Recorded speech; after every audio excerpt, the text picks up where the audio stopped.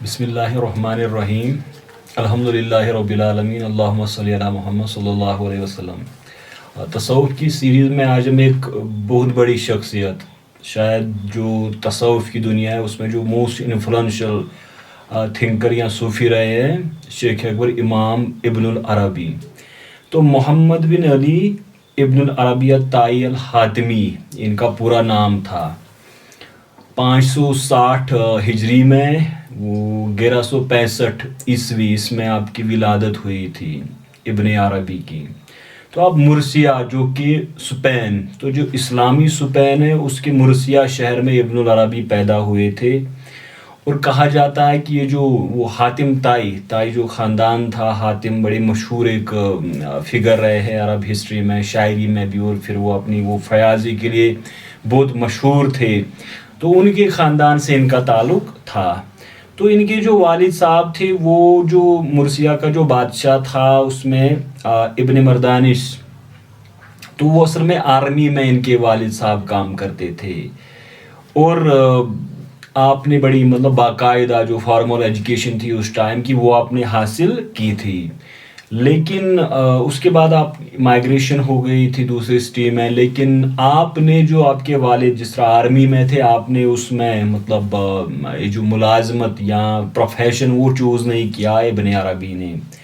کہا جاتا ہے کہ جب آپ کی عمر 15 سال کی تھی تو اس ٹائم آپ خلوت میں چلے گئے تھے، یعنی کہ آپ نے وہ گوشہ نشینی اختیار کی تھی۔ تو اس ٹائم کے ایک بہت بڑے فلاسفر ابن رشد تھے، وہ آپ کے بارے میں ان کو انفارمیشن ملی تھی، یعنی اس طرح سے کوئی شخصیت ہے، تو وہ آپ سے ملنے آئے تھے۔ تو اس کے بارے میں بہت کچھ لکھا گیا ہے ابن عربی کے بارے میں کہ، اور آپ کی جو ابن رشد ان سے جو ملاقات ہوئی تھی اس کے بارے میں بہت کچھ لکھا گیا ہے۔ اس کے بعد قریباً 1184 جب آیا، اس تک تقریباً آپ کی 20 سال اس کی عمر اس ٹائم تھی، تو تب آپ نے یہی کیا تھا کہ میں اب یہ جو تصوف ہے اس پہ باقاعدہ اس میں تعلیم اور پریکٹس یہ کروں گا۔ تو ابو جعفر العریانی وہ آپ کے یعنی ان کو آپ نے اپنا شیخ منتخب کیا تھا، ان کے پاس جا کے علم تصوف حاصل کرے۔ تو جو یہ قرطبہ جس کو کہتے ہیں کاڑوبا، 1190 عیسوی میں آپ کو ایک خواب آپ نے دیکھا تھا جس میں حضور صلی اللہ علیہ وسلم اور باقی جو پیغمبر یعنی انبیاء کی زیارت آپ کو ہوئی تھی۔ اس میں آپ یہ خود ابن عربی کہتے ہیں، تو اس میں آپ کہتے ہیں کہ حضرت ہود جو ہے علیہ السلام، تو انہوں نے آپ کو جو ختم الولاء المحمدیہ، یعنی آپ جو حضور صلی اللہ علیہ وسلم کی امت میں جو ولی ہیں ان کے آپ خاتم ہیں، ان کے لاسٹ میں ہیں آپ۔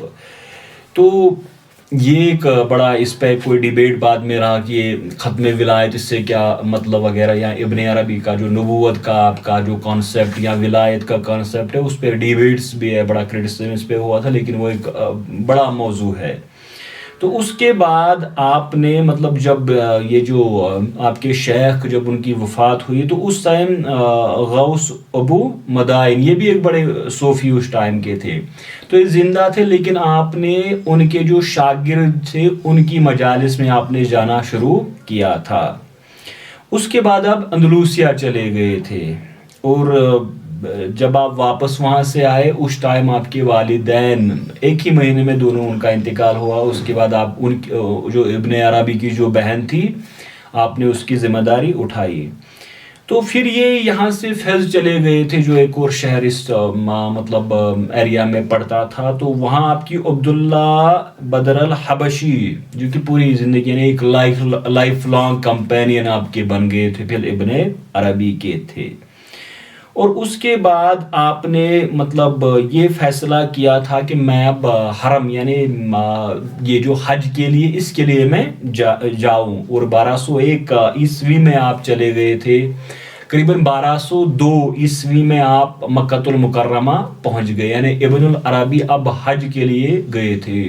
اور یہ حج آپ کی زندگی میں ایک ٹرننگ پوائنٹ تھا ابن العربی کی زندگی میں، کیونکہ آپ ایک وقت وہ جو بلیک سٹون سنگ اسود حجر اسود جو ہے اس کی طرف آپ دیکھ رہے تھے، لگاتار دیکھ رہے تھے، تو شیخ اکبر کہتے ہیں کہ مطلب ایک عجیب طرح کا مطلب میں نے وہ فتح استعمال کرتے ہیں ایک ٹرم، یعنی ایک جوان کی زیارت مجھے ہوئی تھی، اور وہ بڑا ایک مطلب ایک عجیب و غریب اس کا ڈسکرپشن ہے کہ وہ نہ تو وہ کوئی مردہ تھے نہ وہ زندہ تھے، اسی طرح بڑا اس کا ڈسکشن انہوں نے کیا ہے کہ وہ کس طرح سے تھے، لیکن وہ ایک مسٹیریس پرسن تھے۔ تو جب شیخ اکبر نے ان کو دیکھا تو آپ ایک دم سے ان کے پیچھے لگ گئے کہ آپ مجھے اپنے شاگردوں میں شمار کرے، یعنی داخل کرے، یعنی میں آپ کا شاگرد بننا چاہتا ہوں، آپ میرے شیخ بن جائے۔ تو اسی ٹائم وہ جب وہ لکھتے ہیں کہ جب انہوں نے مجھ سے وہ باتیں شروع کی تھی تو وہی اصل بنیاد بنی وہ جو فتوحات مکیہ جو ان کی کتاب ہے جس پہ ہم آگے چل کے بات کریں گے، تو اسی کی وہ بنیاد، یعنی جب وہ باتیں کر رہے تھے تو وہی اس کتاب کی بنیاد بنی۔ تو آپ 1204 میں آپ کی ماجد الدین اسحاق بن یوسف ان سے آپ کی ملاقات ہو گئی تھی، وہ بھی ایک بڑا جو فتوحات مکیہ کی جو وہ ٹرانسمیشن یعنی وہ جو اس کی نریشن بعد میں اس میں ایک بڑا وہ پارٹ تھا۔ اچھا، اس کے بعد جو شیخ اکبر تھے انہوں نے سفر اختیار کیا، مختلف جگہوں پہ آپ چلے گئے۔ تو اس پیریڈ میں آپ بغداد، موصول، کونیا، حلب، دمشق، یروشلم، حجاز، ان تمام جگہوں پہ شیخ اکبر ابن عربی نے سفر کیا، یعنی مختلف جگہوں پہ جو اسلامک ورلڈ کی جو بڑی بڑی سٹیز تھی اس میں شیخ اکبر چلے گئے۔ تو ان دنوں آپ جب شام میں گئے تھے تو ایوبی وہاں پہ حکمران تھے جن نے آپ کو پیٹرنائز یعنی وہ سپورٹ کیا، ایوبی نے آپ کا وہ جو صلاح الدین ایوبی کی وہ جو ڈائناسٹی ایوبائڈس جن کو انگریزی میں لکھتے ہیں۔ اسی طرح سے آپ وہ جو انوٹولیا روم کا علاقہ تھا اس میں آپ نے سلجوقی وہ جو حکمران تھے تو انہوں نے آپ کو پیٹرنائز کیا۔ اور انہی دنوں آپ کی صدر الدین جو کونوی تھی جو بعد میں پھر جنہوں نے اس کو فصوص الحکم کو جن نے آگے بڑھایا، وہ انہی دنوں آپ کی ملاقات ان سے ہوئی تھی۔ تو اس میں آپ دیکھیے کہ ابن عربی اس جگہ پہ جو یعنی یہ جو شام میں، اسی طرح سے پھر روم میں یا جس کو آپ ٹرکی آج کہہ سکتے ہو، اس میں جو سلطنتیں تھیں ان تمام کے ساتھ ابن العربی کے روابط تھے، وہ سب نے آپ کو سپورٹ کیا۔ لیکن جو ریسرچ ہے وہ یہی بتاتی ہے نہ تو آپ نے دولت جمع کی اور اسی طرح سے نہ آپ نے مطلب کوئی فیور ان سے حاصل کیا اور نہ وہ ان کی سروس میں ملازمت بھی آپ نے اختیار نہیں کی تھی۔ آپ 1221 عیسوی میں اس ٹائم شیخ اکبر آپ وہ جو دمشق آپ وہاں پہ چلے گئے اور وہاں ایک خاندان تھا بنو زکی، انہوں نے آپ کو پیٹرنیج کیا، یعنی انہوں نے آپ کو ایک جگہ دی تھی وہاں پہ جو وہاں پہ کوہ تھا کسیون، اس جگہ پہ شیخ اکبر کے لیے انہوں نے جگہ دی تھی۔ اور یہیں پہ آپ نے یعنی وہ جو فتوحات مکیہ جس پہ ہم نے بات کی تھی، جب وہ حج پہ آپ چلے گئے تھے 1202، وہاں سے آپ لگاتار اس کو لکھ رہے تھے اور قریباً 1229 میں آپ نے اس کا فرسٹ ڈرافٹ تیار کیا تھا اور 1238 میں آپ نے اس کو کمپلیٹ کیا تھا۔ جب 1240 یہ ٹائم آیا تو اس ٹائم شیخ اکبر امام ابن عربی کی وفات ہو گئی۔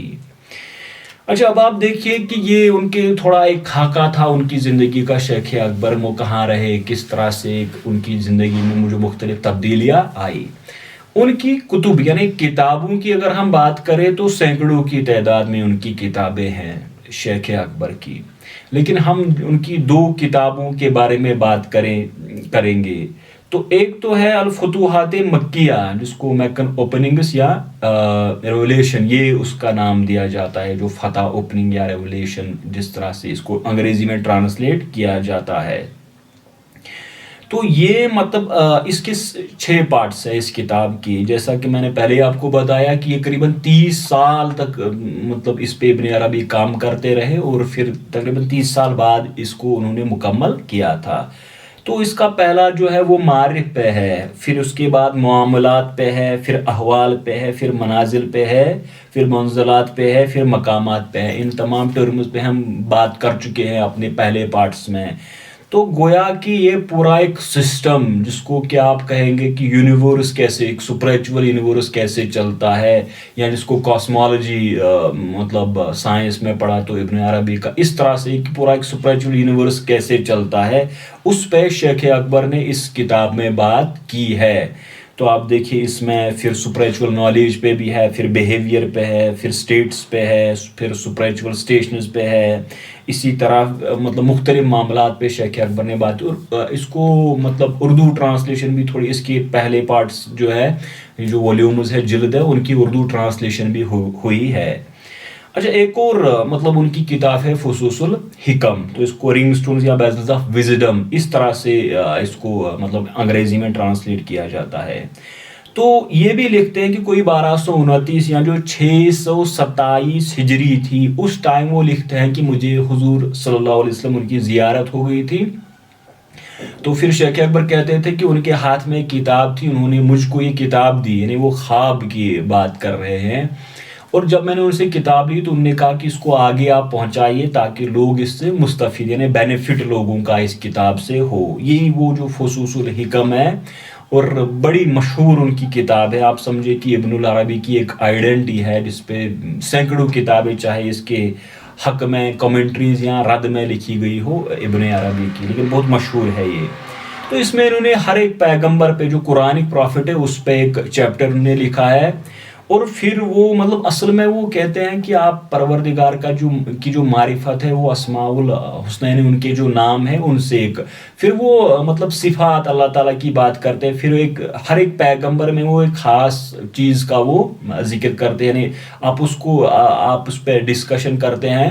اور پھر اس کے مطلب کیسے وہ اللہ تعالیٰ کے نزدیک یعنی قرب الہی آپ کو، اس سے کیسے آپ کو قرب الہی حاصل ہو سکتا ہے. یہ ان کی وہ کتاب ہے جس کو فصوص الحکم، یعنی اس پہ ڈیٹیلڈ بات ہو سکتی ہے. لیکن مشہور ابن العربی ہے وحدت الوجود کے لیے. تو آپ نے یہ ٹرم خود استعمال نہیں کیا، تو آپ کے شاگرد جن میں یہ جو صدر الدین کونوی ہے، معید الدین ہے، یا عبدالرزاق کاشانی یا داؤد کیسری، یہ جو ان کی چین ہے جس سے وہ ان کی تعلیمات آگے پہنچتی ہے، یا ان کی مخالفین نے ایک ٹرم استعمال کیا وحدت الوجود. تو اگر آپ دیکھیں گے ابن العربی کا فلسفہ، وہ کہتے ہیں کہ صرف اللہ وجود ہے، وجود ایک بڑا ایک موضوع ہے، باقی تمام موجود ہے. یعنی اللہ تعالیٰ ایک نیسیسری بینگ ہے، یعنی وہ ضروری ہے، واجب الوجود ہے. باقی تمام وجود وہ کہتے ہیں کہ یہ ممکن ہے، یہ موجود نہیں ہے. تو اصل میں اس کی اگر آپ فلاسفی دیکھو گے تو بیس اس کی یہ ہے، وہ یہ ڈیٹیل مطلب اس حدیث قدسی کو بیس بناتے ہیں کہ مطلب اللہ تعالیٰ فرماتے ہیں کہ میں ایک مطلب چھپا ہوا ایک خزانہ تھا، پھر میں نے یہ مطلب چاہا کہ میں اپنی تجلی مطلب اس کو دیکھوں. تو وہ کہتے ہیں کہ یہ جو اللہ تعالیٰ ہے یہ واجب الوجود ہے. پھر جو آپ کے سامنے یونیورس اور انسان ہے، اس میں اللہ تعالیٰ کی جو وہ اسماء و صفات ہے یا وہ اس میں ریفلیکٹ ہوتی ہے. تو یہ مطلب عموماً اس کو لوگ سمجھتے ہیں کہ یہ وہ حلول ہے، یعنی ہر چیز میں اللہ تعالیٰ ہے، بلکہ وہ اصل میں وہ صرف ایک ریفلیکشن کی بات کرتے ہیں. یعنی اللہ تعالیٰ کے سامنے جب آپ نے یہ چاہا کہ میں اپنے آپ کو ظاہر کروں، پھر آپ کی مطلب آپ اصل میں اللہ تعالیٰ کا وجود ہے، باقی تمام چیزوں میں وہ ایک عکس ہے جس کو ظل کہتے ہیں، ایک سایہ ہے، لیکن یہ حلول نہیں ہے. تو آپ دیکھیے ہر چیز میں اللہ تعالیٰ کی قدرت ہے.